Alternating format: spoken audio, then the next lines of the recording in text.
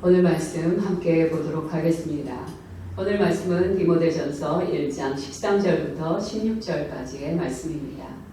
함께 한 목소리로 봉독하도록 하겠습니다. 시작. 내가 전에는 비방자요, 박해자요, 폭행자였으나 도리어 긍휼을 입은 것은 내가 믿지 아니할 때에 알지 못하고 행하였음이라. 우리 주의 은혜가 그리스도 예수 안에 있는 믿음과 사랑과 함께 넘치도록 풍성하였도다. 믿보다 모든 사람이 받을 만한 이 말이여, 그리스도 예수께서 죄인을 구원하시려고 세상에 임하셨다 하였도다. 죄인 중에 내가 괴순이라.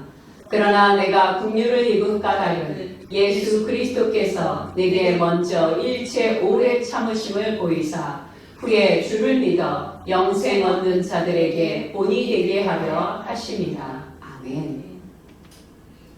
오늘은 디모데전서 1장 두 번째 말씀 시간입니다. 마귀에게 관심사가 있다면 그것은 무엇일까요? 어떻게 해서든지 예수 그리스도를 믿지 못하도록 방해를 하는 것일 것입니다. 그런데 만약 이미 예수 그리스도를 믿었다면 그 다음에 마귀의 전략은 무엇일까요? 아마도 마귀의 전략은 구원의 기쁨, 구원의 축복을 모르고 살게 하는 것이 마귀의 전략일 것 같습니다. 자, 그런데요, 신앙인들이 침체되고 우울해지는 것은 단지 마귀가 유혹을 하거나 거짓말했기 때문은 아닙니다. 많은 신앙인들이 과거의 죄로 인하여, 과거의 실수로 인하여 자신 안에 깊은 우울감에 빠지고 침체 가운데 빠지는 또 다른 이유가 있다면 그것은 아마 죄와 구원의 관계를 잘 몰라서일 것입니다.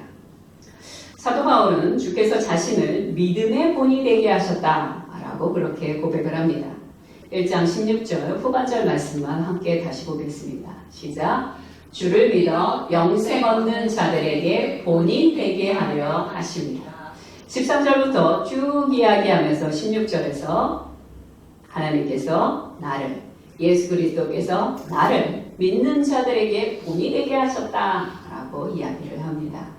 도대체 어느 영역에서 사도 바울을 본이 되게 하기를 원하셨던 걸까요? 있습니다. 우리 13절에 뭐라고 그랬죠? 사도 바울은 자기 자신을 비방자요, 박해자요, 폭행자라고 그렇게 자신을 고백합니다. 바로 과거의 자신의 잘못됐던 일을 죄책감 속에 살아가는 것이 아니라 그것에서 벗어난 자, 그것에서 벗어날 수 있는 본이 되게 하는 자로 자기를 삼았다는 것입니다. 세상 사람들, 그리고 나라와 민족마다 죄에 대해서 중하게 보는 것이 있고 약하게 보는 것이 전부 다릅니다. 저는 클린턴 대통령이 있던 시대에 클린턴이 엄청나게 큰 잘못을 한 적이 있었어요. 성적인 죄를 범했죠. 엄청나게 전 세계적으로 매스컴에서 떠들었습니다. 그런데 클린턴이요, 끝까지 대통령직을 완수했습니다. 왜 그랬을까요? 미국에서는요, 성적인 범죄보다 더 크게 여기는 죄가 뭐냐? 거짓말입니다. 그런데 이것이 동양권으로 오면 어떨까요? 동양에서는요, 거짓말하는 죄보다 성적인 범죄를 더 큰 죄로 여긴다는 것입니다.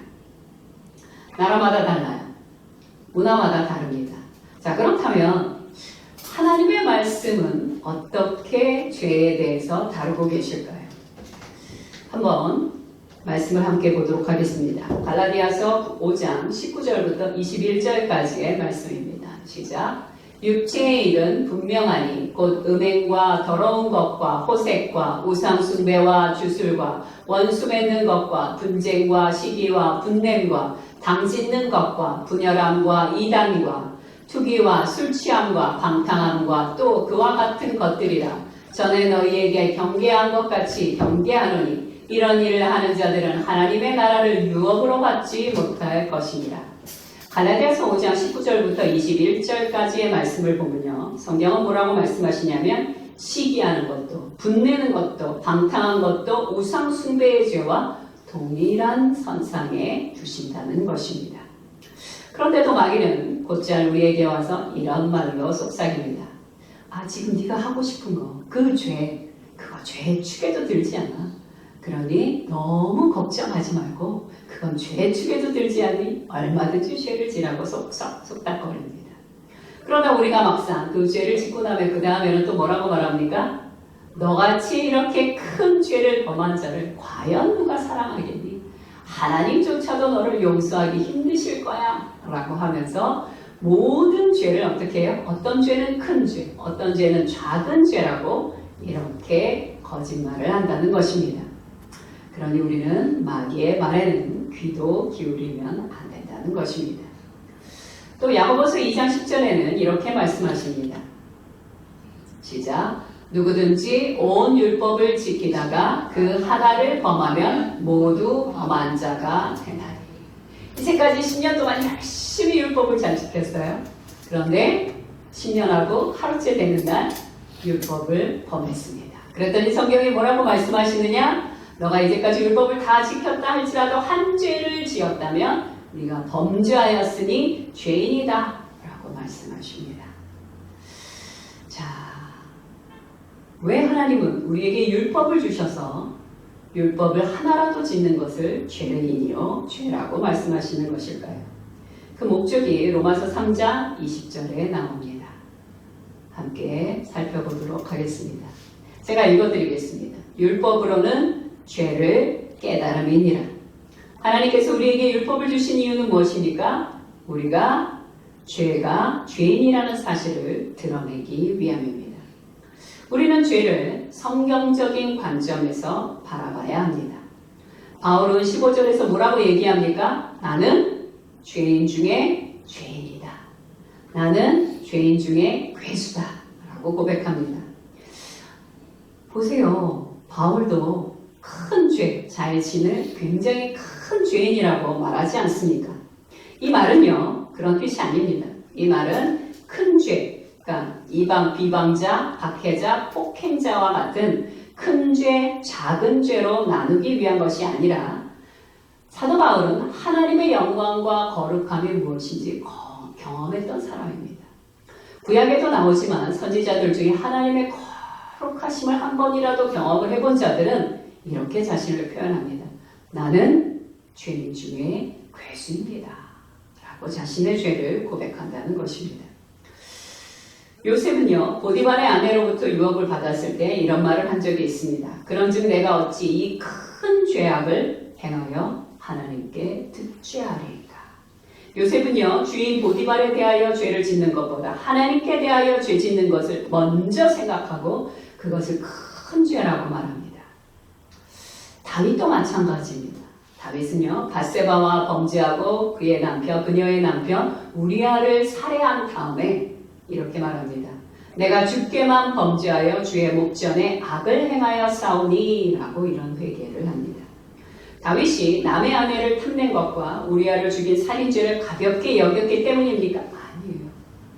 그랬기 때문이 아니라 자신이 하나님의 뜻을 무시한 하나님 앞에서 범죄한 것에 대하여 그가 크게 회개하는 기도를 드린 것입니다.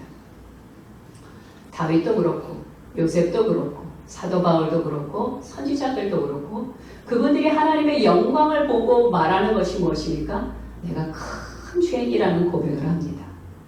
이것을 통해서 우리가 알 수 있는 것은 무엇입니까? 우리에게 구원자가 필요하다는 사실입니다.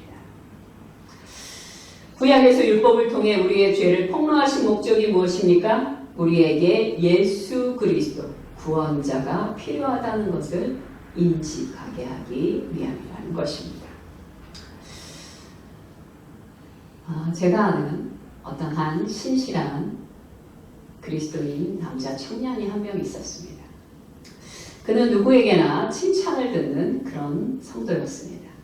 그런데 그에게 말 못할 그는 항상 약간 우울한 상태로 늘 살고 있었는데요. 마음이 늘 우울했어요. 왜 우울했냐면요. 2년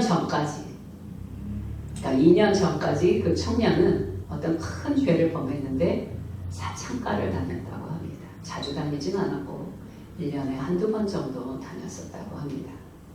그러나 2년 전부터는 완전히 회개하고 하나님 앞에 돌아왔습니다. 한 번도 가지 않았고 성적인 범죄에 빠지지 않기 위해서 경건한 삶을 늘 보냈다고 합니다. 그런데 이 청년은 하나님 앞에 예배를 드리러 나갈 때마다 자꾸 과거의 죄가 떠올랐다고 합니다. 그래서 또 회개를 해요. 그럼 하나님이 그것을 용서해 주셨다는 마음이 와요. 그래서 내가 용서를 받았다 하고 이제 시원하고 그리고 깨끗한 마음으로 집으로 돌아가는데 또다시 예배를 드리면 또 과거의 그 죄가 또 떠올랐다고 합니다. 도무지 자기가 용서가 되지 않은 것이에요. 내가 그리스도인이면서 더구나 지금 임원이면서 내가 그런 죄를 졌다는 게 도무지 용서가 되지 않아서 예배 때마다 그리고 기도를 할 때마다 통곡을 하고 울고 그리고 평상시에는 그 생각이 떠오를 때마다 우울하게 지냈다고 합니다. 만약 그 청년이 제게 그 고민을 가지고 상담하러 온다면, 만약 그 청년이 여러분에게 그 고민을 갖고 상담하러 가신다면 여러분은 뭐라고 말씀하고 싶으십니까? 저는 이렇게 말할 것입니다. 그 청년의 문제는 과거 2년 전에 지었던 그 죄가 문제가 아니라 지금 불신앙이 문제라고 말할 것입니다. 도무지 하나님의 말씀을 믿지 않으려는 우리의 태도가 구원의 기쁨을 오늘도 뺏어가는 것입니다. 요한일서 1장 9절 말씀 함께 보도록 하겠습니다. 시작. 만일 우리가 우리 죄를 자백하며 그는 미쁘시고 의로우사 우리 죄를 사하시며 우리를 모든 불의에서 깨끗하게 하실 것이요. 아멘. 이 말씀은 하나님의 약속이며 선포입니다. 여기 하나님의 말씀에는요 한계가 없습니다. 죄와 죄 사이에 등급이 있는 것도 아니에요. 절대 없습니다. 내가 무슨 죄를 지었건 그 죄를 지은 지 얼마나 오래되었건 그것이 과거의 죄이든 현재의 죄이든 상관없이 만일 우리가 우리 죄를 자백하면 회개하면 하나님께서 우리 죄를 깨끗하게 하신다고 명확하게 말씀하고 계십니다. 그러나 만약 우리가 이 말씀을 믿지 않는다면 어떻게 될까요?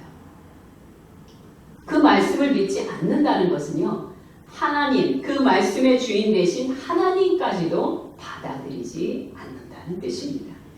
그때 우리가 짓는 죄가 무엇이라고요? 불신앙의 죄입니다. 우리는 살면서 의외로 도둑질하는 죄, 남에게 속인 죄, 이런 것들은 큰 죄로 여기면서 불신앙의 죄에 대해서는 크게 염두에 두지 않으려고 합니다. 사도행전 10장에 보면 베드로가 쉬기 위하여 지붕 위에 올라간 장면이 나옵니다. 그는 그 위에서, 지붕 위에서 잠시 쉬다가 비몽사몽간에 하나님이 보여주시는 환상을 보게 됩니다. 근데 환상 가운데 하늘문이 열리고 각색 4발 가진 짐승이 보자기, 담겨진 그 보자기가 하늘로부터 이렇게 내려왔어요. 그러면서 하늘에서 음성이 들립니다. 베드로야, 너는 일어나 그 짐승을 잡아먹어라. 베드로가 깜짝 놀라며 이렇게 말합니다. 주여, 그럴 수 없나이다. 속되고 깨끗하지 아니한 것을 내가 결코 먹지 아니하겠나이다. 이렇게 말합니다. 그러자 사도행전 10장 15절부터 16절에 하나님께서 또 말씀하십니다. 함께 읽겠습니다. 시작. 또 두 번째 소리가 있으되 하나님께서 깨끗하게 하신 것을 내가 속되다 하지 말라 하더라. 이런 일이 3번 있은 후 그 그릇이 곧 하늘로 올려져 가니라. 자, 하나님께서 깨끗하게 하신 것을 베드로가 뭐라고 얘기했습니까? 속되다, 더럽다 라고 말합니다. 하나님의 기준이 아닌 내 기준을 주장하고 있는 것입니다. 예수 그리스도의 보혈의 피는요, 우리의 모든 죄, 모든 것을 불의해서 정결케 하시고 새롭게 하시는 능력이 있습니다. 마귀는 수천 년 동안 과거에 불행했던 어떤 사건, 특별한 죄, 실수, 놓쳐버린 기회들을 들춰내며 우리를 죄책감과 정죄감과 원망에 사로잡혀 위축된 그리스도인, 침체된 영적 상태에 빠져들게 합니다. 그러니 지금이라도 하나님의 말씀을 믿기로 결단하셔야 합니다. 나의 기준이 아니라 하나님의 진리의 말씀을 믿기로 결단해야 하는 것입니다. 우리는 어떤 특정한 죄를 용서받기 위해서 5년, 10년, 20년 부르짖어 기도할 필요가 전혀 없습니다. 다만 말씀을 믿음으로 하나님께서 허락하신 새 영, 새 사람을 입은 자답게 살아가시면 되는 것입니다. 우리는 종종 불행했던 과거의 그 사건과 그 죄를 계속 나열하고 슬퍼하고 주께서 내게 주신 오늘과 내일 그 미래까지 전부 사로잡아 그 사건, 그 실수에 다 매몰시키려고 합니다. 이것을 뭐라고요? 이 죄가 이름이 뭐라고요? 불신앙의 죄입니다. 베드로전서 2장 24절 말씀 함께 보도록 하겠습니다. 시작. 친히 나무에 달려 그 몸으로 우리 죄를 담당하셨으니 이는 우리로 죄에 대하여 죽고 의에 대하여 살게 하려 하심이라. 그가 채찍에 맞음으로 너희는 나음을 얻었나니. 아멘. 우리가 죄에 대하여 깨끗하게 되고 그리스도의 의로 살고 나음을 입는데 어떤 조건이나 자격이 필요한 것이 절대 아닙니다. 고린도후서 5장 21절 말씀도 함께 읽도록 하겠습니다. 시작. 하나님이 죄를 알지도 못하신 이를 우리를 대신하여 죄로 삼으신 것은 우리로 하여금 그 안에서 하나님의 의가 되게 하려 하심이라. 아멘. 하나님은 우리를 예수 그리스도 안에서 거룩한 의가 되게 하셨습니다. 주님은 십자가상에서 뭐라고 고백하십니까? 요한복음 19장 30절에 다 이루었도다 라고 말씀하십니다. 과거, 현재, 미래의 모든 죄까지 예수 그리스도께서 속량해 주신 것입니다. 이것이 바로 예수 그리스도 십자가의 놀라운 능력입니다. 하나님은 이제 우리를 바라보실 때 그냥 바라보지 않으시고요. 예수 그리스도 안에서 바라보십니다. 그 거룩하신 분, 그 온유하신 분, 그 의로우신 분을 통하여 우리를 바라보십니다. 그러니 두려워하지 마시기 바랍니다. 우리가 과거의 어떤 죄와 사건과 실수에 반복적으로 얽매이게 되는 또 다른 이유가 하나 더 있습니다. 그것은 무엇이냐면요. 내가 예수 그리스도와 함께 연합된 자라는 사실을 자주 잊어버린다는 것입니다. 하나님께서 우리에게 구원을 주신 것은요. 단지 우리를 죄에서 구원만 해주시는 것이 아니라 우리를 어떻게 예수 그리스도 안에서 하나 되게 하신 것입니다. 이 하나 됐다는 것이 너무 중요해요. 연합되었다는 것이 중요합니다. 예수 그리스도와 한 몸, 연합이 되었다는 것은 무슨 뜻입니까? 예수님께 일어났던 일들이 우리에게도 일어난다는 뜻이에요. 예수님은 어떻게 행하셨습니까? 십자가에 죽으셨습니다. 그러므로 우리도 예수 그리스도와 함께 죽었습니다. 동시에 우리도 예수 그리스도와 함께 장사 지낸 바 되었습니다. 또한 우리는 예수 그리스도와 함께 부활하였습니다. 그리고 지금도 예수 그리스도와 함께 하나님의 영광 가운데 살고 있는 중입니다. 이것이 바로 예수 그리스도와 하나 된 자, 예수 그리스도 안에 연합된 자의 놀라운 신비입니다. 옛사람은 십자가에 못 박혔고 내게 거하였던 모든 더러운 것도 깨끗하게 되었습니다.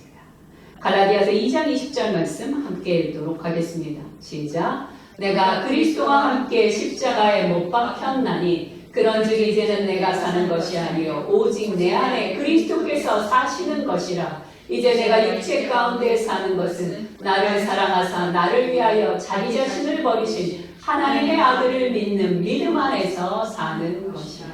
아멘. 믿으십니까? 아멘. 사도 바울은요, 과거에 어떤 사람이었다고요? 비방자요, 박해자요, 폭행자였으나 자신의 죄를 바라보며 귀퉁이에서 쭈그리고 앉아 침체된 채 살아갔습니까? 아니요, 절대 그러지 않았어요. 그는 어떻게 됐습니까? 그는 디모데전서 1장 14절에 보면 이렇게 고백합니다. 우리 주의 은혜가 그리스도 예수 안에 있는 믿음과 사랑과 함께 넘치도록 풍성하였도다. 바로 그 앞에 절 13절에 나는 비방자였고 나는 박해자였고 나는 폭행자였습니다. 이렇게 고백을 하고는 바로 그 다음 절에서는 우리 주의 은혜가 예수 안에서 믿음과 사랑과 함께 풍성합니다. 이렇게 고백하고 있습니다. 비방자가 복음 전도자가 되었고요. 박해자가 도리어 고난을 기뻐하는 자가 되었으며 폭행자가 예수 그리스도의 사랑의 사도로 변한 것입니다. 우리도 사도 바울의 복을 받아 그의 길을 걸어가야 합니다. 그 무엇도 우리를 정죄할 수 없고 우울에 빠지거나 위축되게 할 수 없습니다. 마귀가 우리의 귀에다 대고 뭐라고 이야기하건 마귀의 그런 시시껄렁한 전략에 누구도, 우리 열방교회 성도님들은 누구도 넘어가지 마시기 바랍니다. 우리는 예수 그리스도 안에서 연합된 자 하나가 되었습니다. 의심하고 주저하는 지붕 위에 있던 베드로에게 하나님이 뭐라고 말씀하셨습니까? 하나님께서 깨끗하게 하신 것을 베드로야 네가 속되다 말할 수 없느니라.